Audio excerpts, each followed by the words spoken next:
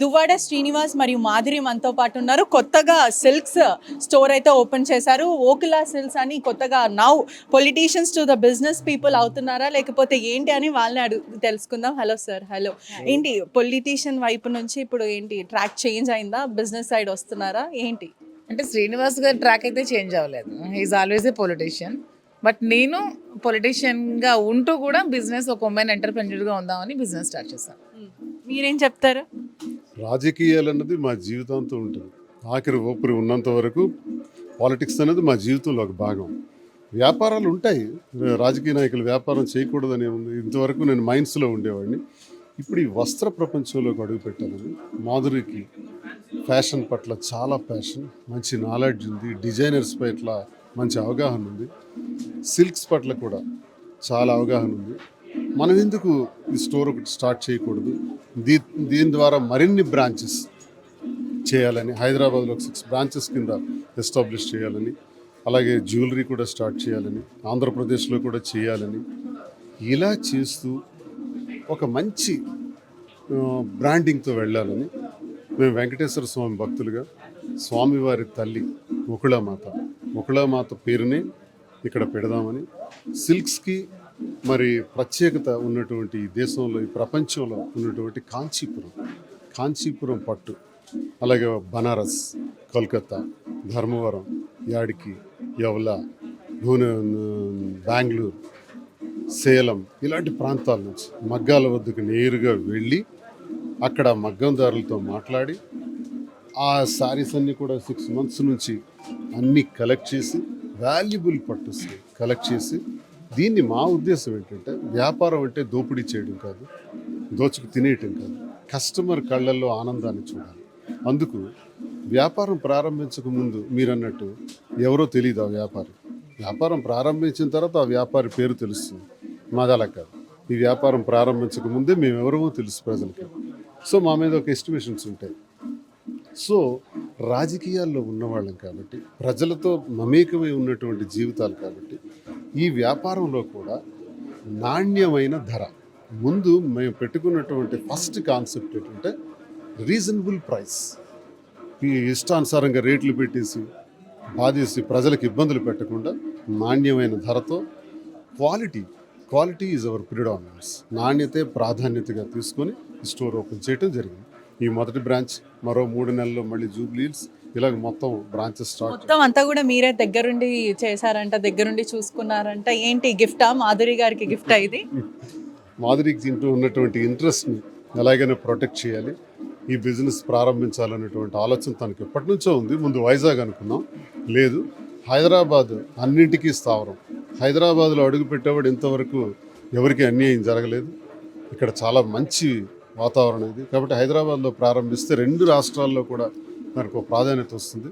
ఇక్కడి నుంచి మనం బ్రాంచెస్ కింద వెళ్ళాలని ప్రారంభించాం. హైదరాబాద్గా తెలంగాణనే మెయిన్గా ఎందుకు పెట్టుకున్నారంటే, మీకు టెక్కలి కానీ ఆంధ్రప్రదేశ్లో మంచి పట్టు ఉంది, ఇద్దరికి కూడా మంచి పేరు కూడా ఉంది. అటువంటిది తెలంగాణ ప్రజల కోసమే అని ఇక్కడ పెట్టారా లేకపోతే ఏంటి? తెలంగాణ ప్రజలు ఆదరిస్తున్నారని ఇక్కడ ఎందుకు పెట్టొద్దు అనుకుంటున్నారు? తెలంగాణ ప్రజలు మాకు జరిగినటువంటి ఇన్సిడెంట్స్లో ప్రతి సందర్భంలో కూడా ఎక్కువగా ఆదరించారు. మేము ఉన్నాం అన్నా, మీరు రండి, మేము ఎప్పుడు ఉంటాం, మా సపోర్ట్ మీకు ఉంటుంది అని ఎన్ని వేల ఫోన్స్ మాకు వచ్చినాయి.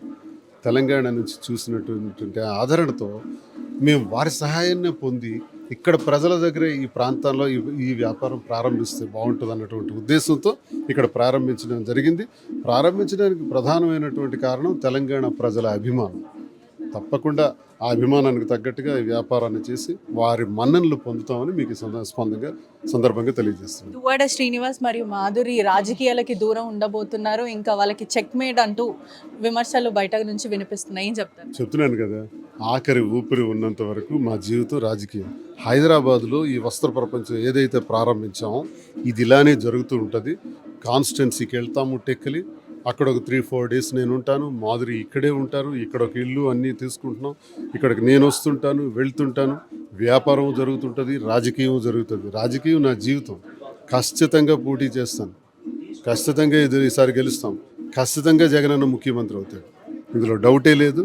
రాజకీయాలు వ్యాపారం చేసినంత మాత్రం రాజకీయాలు ఆగిపోతాయి అన్నది లేదు. ఎందుకు ఆపాలి? మా జీవితం 25 ఇయర్స్ నా ఎస్ 25 ఇయర్స్ ఎక్స్పీరియన్స్ నాకు పాలిటిక్స్లో.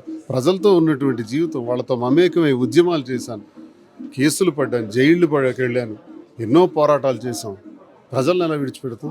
ప్రజల కోసమే ఒక రకంగా మాకు నమ్ముకున్న కార్యకర్తలు, ఒక రకంగా నమ్ముకున్న ప్రజలకి మరింత తోడ్పాటుగా ఉండాలంటే ఆర్థికంగా మేము కూడా బలంగా ఉండాలి.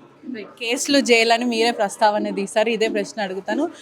దువ్వాడ శ్రీనివాస్ అరెస్ట్ అవ్వడం ఖాయం అని అంటున్నారు. మీకు నోటీసులు కూడా ఇచ్చారు. మొన్నటి వరకు అబ్స్కాండింగ్ అని కూడా వార్తలు వస్తున్నాయి. ఏం చెప్తారు దాని మీద? వైసీపీ నేతల పైన విమర్శించారు. అదే కాకుండా ఈ 50 కోట్ల ప్రస్తావన ఏంటి? మీరే చెప్పాలి. వైసీపీ నేతలు మీద నేను విమర్శించా. వైసీపీ నేతలు విమర్శిస్తున్నారు కదా, 50 కోట్ల ప్రస్తావన ఏంటి? అది అసలు ఎవరికి ఇచ్చారు? ఏంటి అరెస్ట్ తథ్యం అంటున్నారు? ఏం చెప్తారు? ఇప్పుడు నేను దేశద్రోహం చేయలేదు, లేదా అక్రమాలు, భూ కబ్జాలు, అవినీతి, ఎమ్మెల్సీగా ఉన్నప్పటికి కూడా, అధికారంలో గడిచిన ప్రభుత్వంలో ఉన్నప్పటికి కూడా భూదందాలు ఏవి చేయాల. మరి నా మీద కేసులు ఏంటి అసలు? నాకు అర్థం కాలేదు. నేను ఒక ప్రజాప్రతినిధిగా ఉన్నాను కదా, ఒక ఎమ్మెల్సీగా ఉన్నాను కదా, నేను ఏ నేరం చేశాను చెప్పండి? ఏ నేరం చేశానని నా మీద కేసు కడతారు? పవన్ కళ్యాణ్కి 50 కోట్ల రూపాయలు నువ్వు తీసుకొని చంద్రబాబు నాయుడు దగ్గర ప్రశ్నించడం మానేసినావు. అంతకు ముందంతా ప్రశ్నిస్తానని రాజకీయాల్లోకి వచ్చిన నువ్వు ఎందుకు నోరు మూగపోయిందయ్యా? నువ్వు ఇచ్చినటువంటి సూపర్ 6 నువ్వే కదా ప్రకటించినావు. ఇప్పుడు నా 9 నెలలు అయిపోతుంది కదా, ఎక్కడికి పోయినాయి అని అడిగాను. 31,000 మంది మహిళలు మిస్ అయిపోయినారు అన్నావు కదా, ఒక్కళ్ళైనా తీసుకొచ్చావా 9 నెలల్లో అని అడిగాను. నేరమా ఇది? పార్టీల మధ్యలో కావాలని చిచ్చు రేపుతున్నారు, కూటమి ప్రభుత్వాన్ని విడగొట్టడానికే మీరు ప్రయత్నిస్తున్నారు అంటున్నారు. ఇలా అడిగితే నేరమా? ఒకవేళ అదే నేరం అనుకుంటే జగన్మోహన్ రెడ్డి గారు 1,00,00,000 కోట్లు అని అన్నారు కదా, వీళ్ళు ఏ జగన్ నువ్వు కేకలేశారు కదా. మరి అప్పుడు మేము తలుచుకుంటే మీరు ఉంటారా? వీధుల్లోకి రాగలరా? మేము అలా అనలేదే. మీ విమర్శకి గౌరవించామంటే భావస్వేచ్ఛకి గౌరవించారు జగన్మోహన్ రెడ్డి. మేము ఈరోజు మాట్లాడితే 50 కోట్లు అంటే మా మీద 20 పైన కేసులు కట్టారు. మీరు 1,00,000 కోట్లు అన్నందుకు మిమ్మల్ని ఎక్కడ ఉంచాలి? మేమేమి వాళ్ళలో ఇబ్బందులు తేవాలని మేము ప్రయత్నించట్లా. మీరు అడిగినట్టు కూటమిలో గొడవలు తేవాలని ప్రయత్నించట్లా. నిన్న జరిగిన సభలో ఆయన ఏం చెప్తున్నాడు? మా వల్లే వచ్చింది, ఇది మా బలం. ఇప్పుడు చంద్రబాబు నాయుడు చెప్పాలి. చంద్రబాబు నాయుడికి ఏం బలం లేదు, తెలుగుదేశం పార్టీకి ఏమీ బలం లేదు, మేమే సర్వస్వం, మేమే ఈ ప్రభుత్వాన్ని తెచ్చాం, మేమే ఈ ప్రభుత్వాన్ని నిలబెట్టామంటున్నారు. నేనెందుకు వాళ్ళ మధ్య గొడవలు పెట్టాలి? కూటమి మధ్య విభేదాలు రావడానికి మేమెందుకు ప్రయత్నించాలి? పవన్ కళ్యాణ్ ప్రయత్నిస్తున్నాడు, మాకేంటి అవసరం? చంద్రబాబు నాయుడు మీద ఎలా ఒక 40 సంవత్సరాల ఇండస్ట్రీ, 14 ఇయర్స్ ముఖ్యమంత్రి, ఆయన ఆ పార్టీ అధికారంలోకి రావడానికి మేం కారణం, చంద్రబాబు నాయుడిని తెచ్చిందే మేమని చెప్తున్నటువంటి పవన్ కళ్యాణ్ మేమేం విభేదాలు సృష్టించక్కర్లా, వాళ్ళే సృష్టించుకుంటున్నారు. వైసీపీ నేతలను వరుసగా అరెస్ట్ చేస్తున్నారు. వల్లభినేని వంశీ, అనిల్, ఆ తర్వాత పోసాని కృష్ణమురళి. దాని మీద మీరు ఇప్పటివరకు కమెంట్ చేయాలి, ఏం చెప్తారు? ఇవి అక్రమ అరెస్టులు, ఇది మంచిది కాదు. మీకు ప్రభుత్వం, మీరు అధికారంలోకి వచ్చింది ప్రజాసేవ చేయడానికి, మీరు సూపర్ 6 అమలు చేయడానికి, వాటిపైన దృష్టి పెట్టండి. ప్రభుత్వాన్ని, ప్రజలకు ఇచ్చినటువంటి మాటలన్నీ నిలబెట్టుకోండి. అంతేకాని అరెస్టులు కాదు.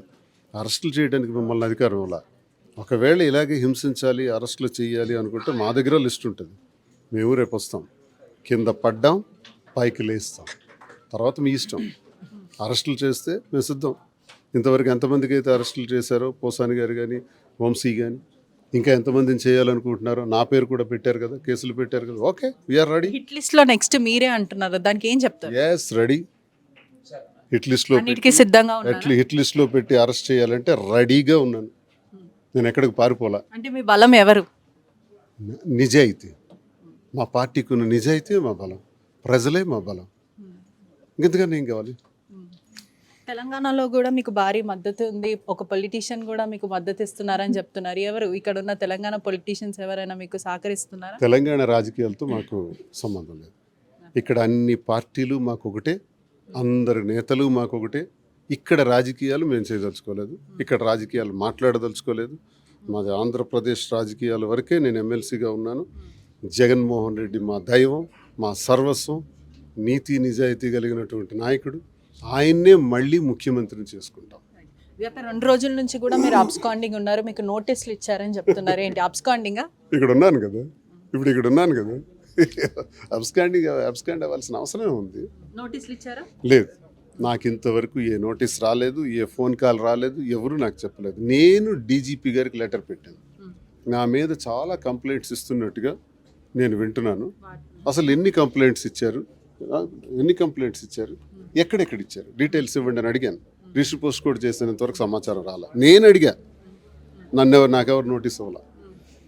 ఫైనల్గా ప్రజలకు ఏం చెప్తారు? నేను ప్రజలకు ఒకటే తెలియజేస్తున్నాను, ఇంతవరకు ఈ రాజకీయ జీవితంలో ప్రజలందరికీ సేవ చేశాం, చాలా కష్టపడ్డాం. గెలిచినా ఓడినా ప్రజలు నాకు ఎప్పుడు ఆశీర్వదించారు. నా ఊపిరి ఉన్నంత వరకు ప్రజల కోసం కష్టపడతాను. తెలంగాణ ప్రజలు నాకు చూపించినటువంటి ఆదరణ, ఆ సహాయ సహకారాలతో వారి మధ్యకే వచ్చాను. వారి మధ్యలో వ్యాపార సామ్రాజ్యాన్ని ప్రారంభించాలని ఇక్కడ అడుగుపెట్టాం.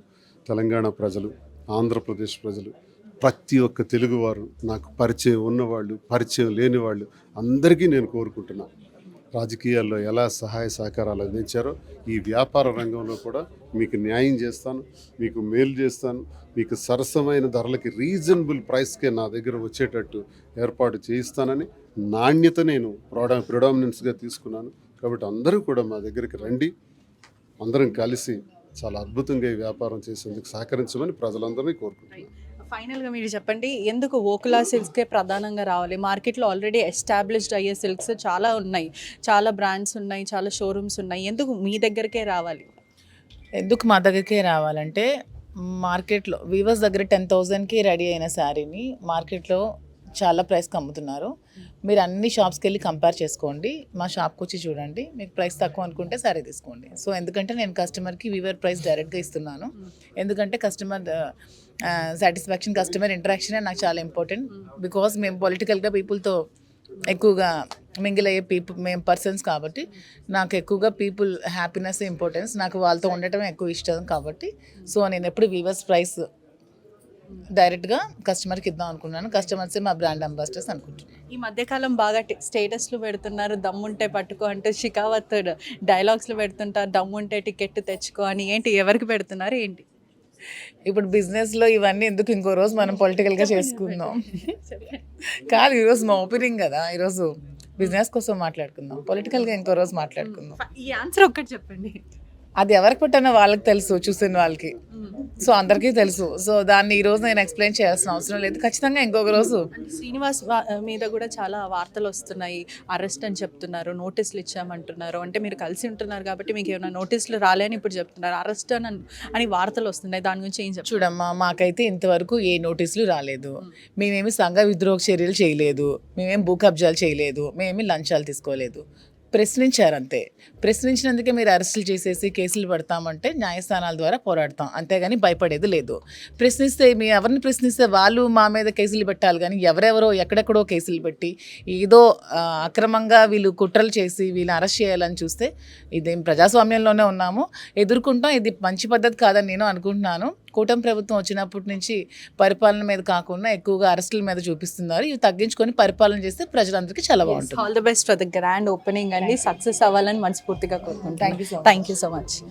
ఎస్, ఇప్పటికే చూసుకున్నట్టయితే కూడా ఇద్దరు మాట్లాడడం జరిగింది. దీని ప్రకారం కూడా మద్దతు ఇవ్వాలి, ప్రజల మద్దతు మాకు ఖచ్చితంగా కావాలి, ప్రశ్నించిన గొంతుని అణచివేయాలని చూస్తున్నారు, కానీ మేము ప్రజల పక్షానే ఉంటాం, పోరాడుతూ ఉంటాం అంటూ ఇద్దరు చెప్పడం జరిగింది.